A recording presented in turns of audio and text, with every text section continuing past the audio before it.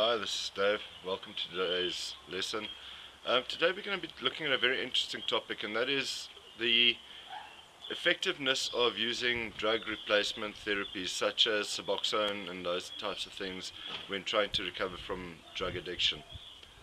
Myself, when I quit my heroin addiction, I went into a stabilization facility and basically went cold turkey, if you can call it that.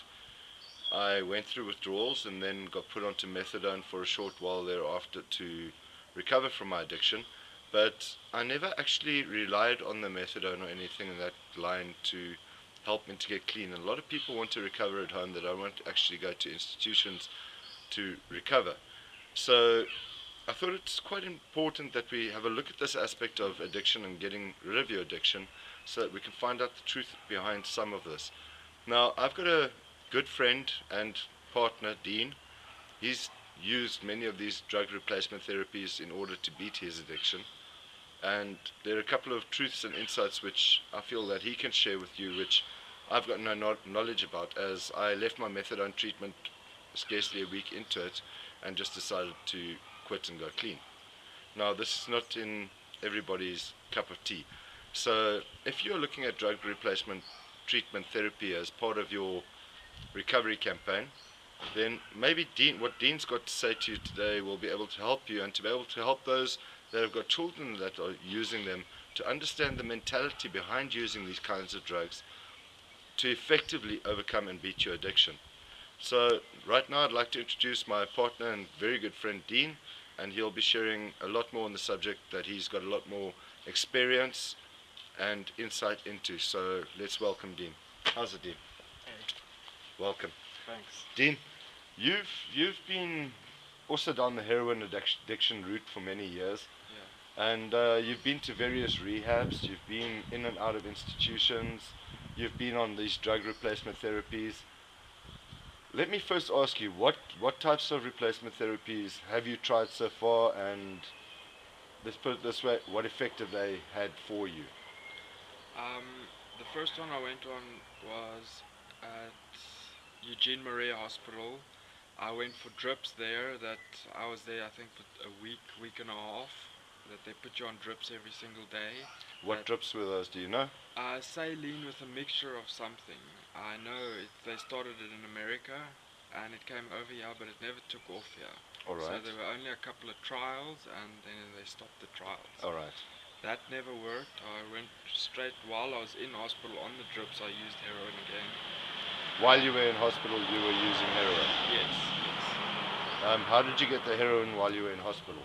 I phoned a friend to bring it to me. He brought it to me. I told them I'm going to go have a bath. So I was sitting in the bath with my drip, and in the bath I shot up, I fell asleep. They found me about 12 to 18 hours later, fast asleep in the bath, stark naked. Wow. Okay, that's a bit of an eye opener. Yeah. All right. And from there, where did you go from there? Then I kept on using for a while, and I decided it's time to quit. So I asked my parents for some help, and I said I heard about Subatex. So I started taking Subatex, but once I started taking the Subatex, I started using heroin as well. So I would tell my parents I need more Subatex, and I would take the Subatex and I would hide it away, and I'd be taking heroin. And once I don't have Subatex, once I don't have heroin, I take the Subatex so that the edge isn't so much. So then I don't hack So so you're much. actually just using it as a fill-in for your withdrawal symptoms at the time. Yes, yes. All right. What other types of drug treatment therapies have you used? I've used Methadone, Suboxone, Subatone. I think that's about most of them. That's most of them. Yeah. Now tell me something. Did any of these things that you were using actually attribute to your recovery from your heroin addiction? Did they help you? In the beginning, it didn't really help me because I was more into the heroin and crack and stuff like that. So I just kept it as a spare for As a when I didn't backup. have money. So in other words, you were leading people to believe that what they were supplying you was going to help you to beat your addiction, but in fact you were using it as a backup for hard times Yeah. and Yeah. when you couldn't afford your fix. Yeah. And I even made my parents believe that the Subatex would pick up in drug tests. So every time they tested me, it tested positive, and I tell them no, it's the Subatex that they're finding in my system.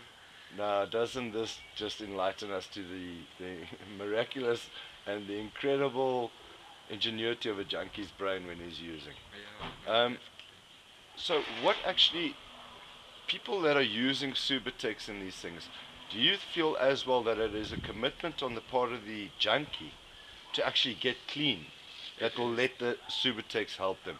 If you don't have that commitment, that Subatex is purely going to be used as a backup plan, as a backup strategy to be able to help them feed their addiction.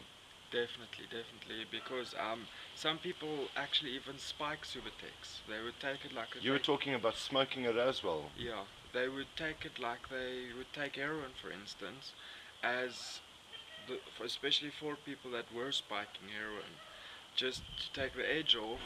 And for a stage, I used to smoke Subatex because I used to smoke mostly. I used to smoke my heroin, and I was taking Subatex like that, and I would start with an 8 milligram pill, and I'd take like 3 a day for a day, and then the next day I'd go over to 4 milligrams, and I'd take 4 milligrams 3 times a day. Is this when you were serious about actually getting clean? Yeah, when I was This serious. is not when you were using Subatex as a backup? No, not when I was using it as a backup. So I would take 4 milligrams 3 times a day, and then I would go down to 2 milligrams 3 times a day, and then I would go down to 2 milligrams twice a day, and to 2 milligram once a day, and then I left it. And I was clean for quite a while. I was finished with all my withdrawals, everything like that. So I was. But you say you were clean for quite a while. That means you did relapse once again after that. I did relapse. Yeah, I met up with some friends, and they. No, you decided to use with them. I basically decided while I was with them to use again. Yeah. You know, that's the old junkie line. We like to point the fingers and say that so-and-so led me where I'm going, what I'm doing. Yeah. But it was a decision you made for yourself, and you do realize that today. No, How long have you been clean up until today? About 2.5 years. About 2.5 years now. Yeah. That's great. That's really amazing. So where was the changing point that you were no longer using the Subatex and stuff to just back you up? Was it a mindset change? Was it an emotional mindset change or emotional change? Was it something that came into your life? What led you to actually begin to get clean? I was very tired of using drugs for a long time, and I met a wonderful woman, and we got engaged. Oh, that's great. So it's actually a mindset change and a commitment that you made to yourself to get clean. Yes. So it's that commitment at the end of the day which actually makes the difference, that mindset change which helps you to then once again begin to recover. Yes, definitely. Well, Dean, this has been very informative, and thank you for all the information. Dude, great chatting to you.